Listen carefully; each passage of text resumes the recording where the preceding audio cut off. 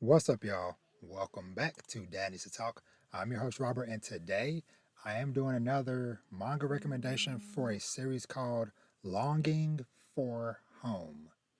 So, this is another series that I discovered via the K Manga app, and it has been a really good read. So, I've read about 31 chapters so far, which I think is roughly somewhere between 4 to 5 volumes of the manga.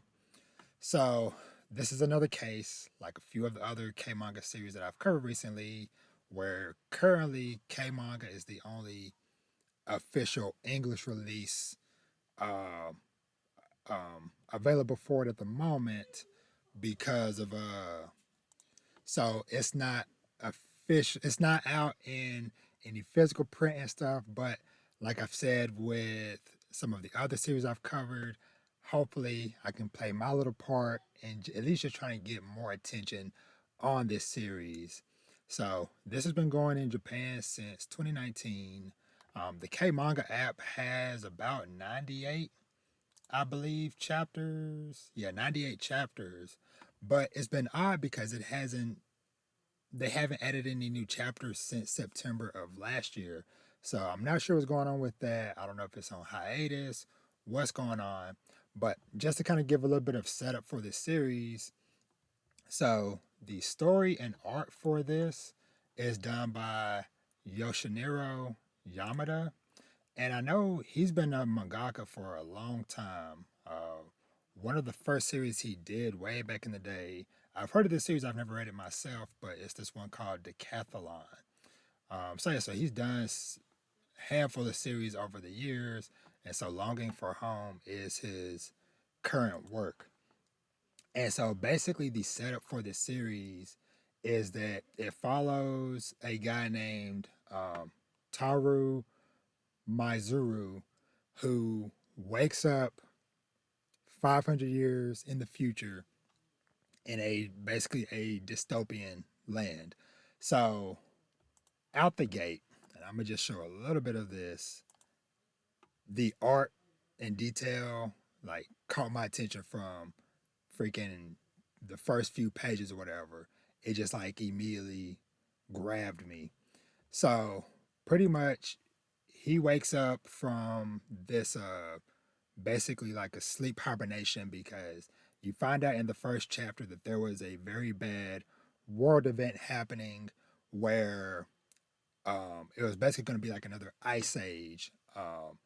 And so Taru, he's from a very wealthy family, and so he's of course he's from Japan, but he had been living in Iraq due to his work, and so this big uh, natural disaster was happening, and so of course with him being pretty wealthy and having connections, he had these sleep chambers built in this underground facility, whatever, that was originally supposed to just be for a couple of months until hopefully maybe like the initial parts of it blow over and then he wakes up. Well, it was him, his wife, and his son. He has a daughter that was still in Japan with his father, but he wakes up and pretty much he is the only survivor of the situation. And I will say, of course, given the situation or whatever, it starts off pretty bleak and dark with the tone, with, thoughts of the main character not wanting to continue. And that's understandable. It's like, given the situation of you thinking you're just going to be asleep for a few months, and then he checked the little timer thing and it said, June 25, 25. And so he's like, he's looking around the facility or whatever. For whatever reason, his machine was the only one that kept going. Like, I think his wife's stopped 300 years ago. His son's machine stopped 200 years ago. So, don't know why, but yeah. So he is kind of just in a deep pit of despair, and that is pretty much where the story begins. And so he sets off on a journey to go the only place he can think of, which is back home in Japan, to see if there maybe is any remnants of any descendants or anything from his daughter and father, whatever, back home, even though, yes, it has been 500 years. And so that is pretty much the crux of the story so far. So, like I mentioned, I've read about 31 chapters of the story so far. And the art and stuff, for some reason, it really kind of gives me, I want to say, like Golden Kamuy vibes, just from like the detail and thickness of the blacks on the lines and stuff, whatever, of the art. But it looks like super ridiculously good, from like all the animals to the brutality, the facial expressions. I really love the all the different facial expressions of all the characters and stuff. Um, the environments and just all the buildings and the architecture, like it all just like looks so good. Um, but yeah, so along the way, he of course, he is for by himself for several weeks, maybe even a couple of months. And so I will say, I think like where I am in the story now is he's maybe been woken up for maybe like 6 months or so, I believe, roughly.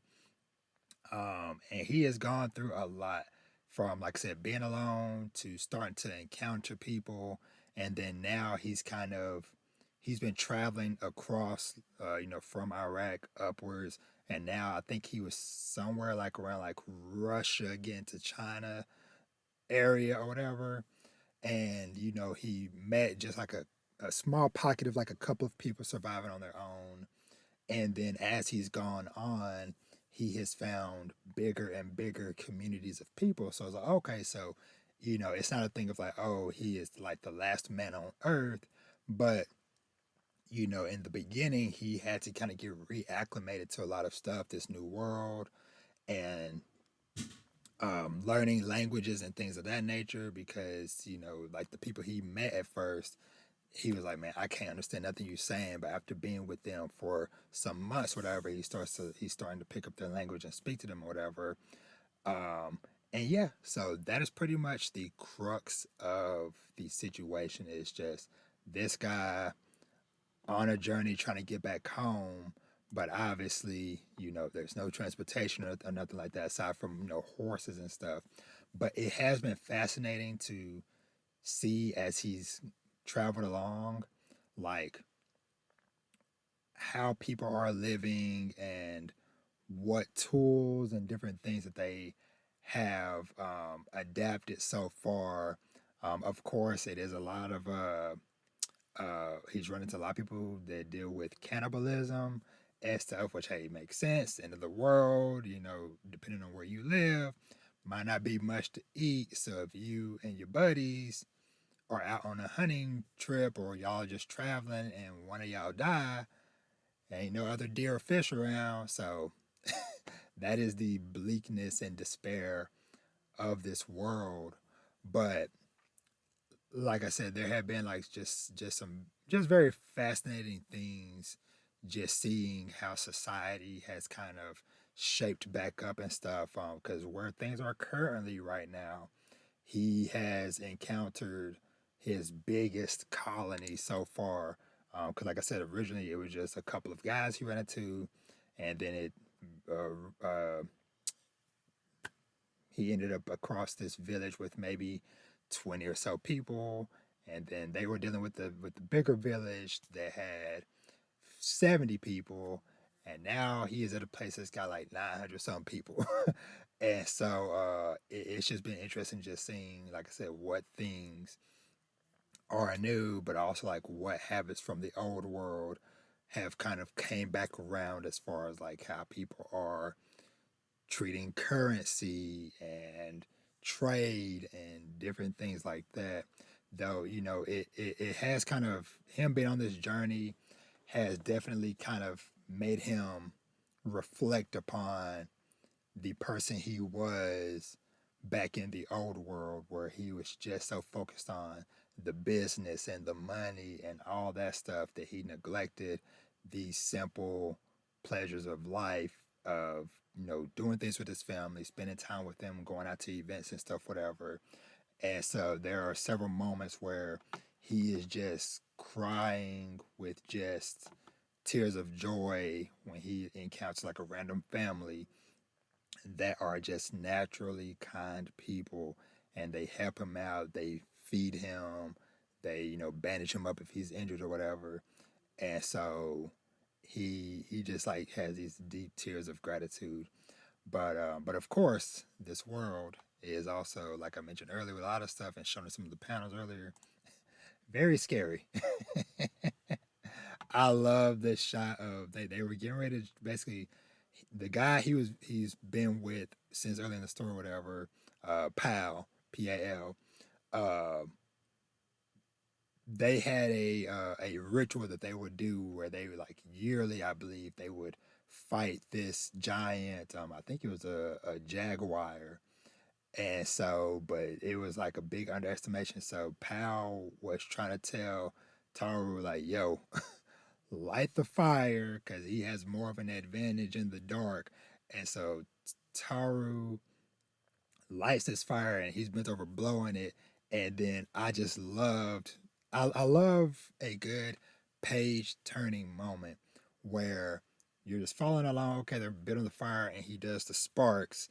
And then you turn the page and you just get this panel of behind him, lurking over his shoulder, is this humongous jaguar just waiting, chomping at the bit to chow down on this unsuspecting dude.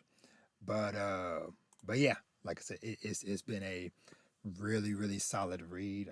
I am sad though that, like, where I'm at right now on K Manga, they only had 31 chapters free to read with the little ticketing system that they have, and then everything from chapter 32 to the last one they uploaded, 98, it's all paid for stuff, whatever. So I'm like, I don't know. Maybe I might scrape a few coins here and there, maybe start chipping away some chapters over time. But 31 chapters was more than enough for me to kind of gather some thoughts and just to be able to share this with y'all. Like I said, hopefully put this on somebody's radar, and maybe somebody at Kodansha or who knows where might kind of be like, oh, hey, there's people reading this or whatever. Let's kind of get the ball rolling on this. Maybe even pick it up for a official English release or something of that nature. So, but yeah, so the Longing for Home manga. So yeah, I think that's pretty much all I wanted to say. Like I said, it's been a very good read. I am just very fascinated to see the rest of his journey and what other shenanigans he gets up to. Because like I said, it is a very harsh and brutal world. His naivete has definitely bit him in the butt multiple times and stuff. Because just for example, so he went with Pal a little bit later in the series, whatever, back to Pal's home village. And so he's there working with them, yada yada yada. And then this is kind of where you start finding out, like, okay, there are bigger villages and there is a hierarchy to these villages and stuff, whatever. And so basically the village he was in was getting ready to go to war with this other village. And so he thought that maybe he could sneak off and maybe cozy on up to the bigger village or whatever, chill there for a little bit before continuing his journey to Japan. And so while him and Power were out hunting, he's like, yo, I'm gonna go scout a little bit further ahead or whatever. And he mows his own to the other village or whatever. And it's just like, yo, hey, new guy here, total stranger, you've never seen or heard of before, whatever. I look different from all of y'all, everything. Uh can I come live here, whatever? And they were basically like, yeah, buddy, we don't trust you. You're a slave now. So this is where you're gonna be sleeping at. This is the head slave. Show him the ropes, and yeah. And he was just dumbfounded. He was like, like I said, the facial expressions, man. But it's just like little moments like that. Him overestimating himself in certain situations and stuff.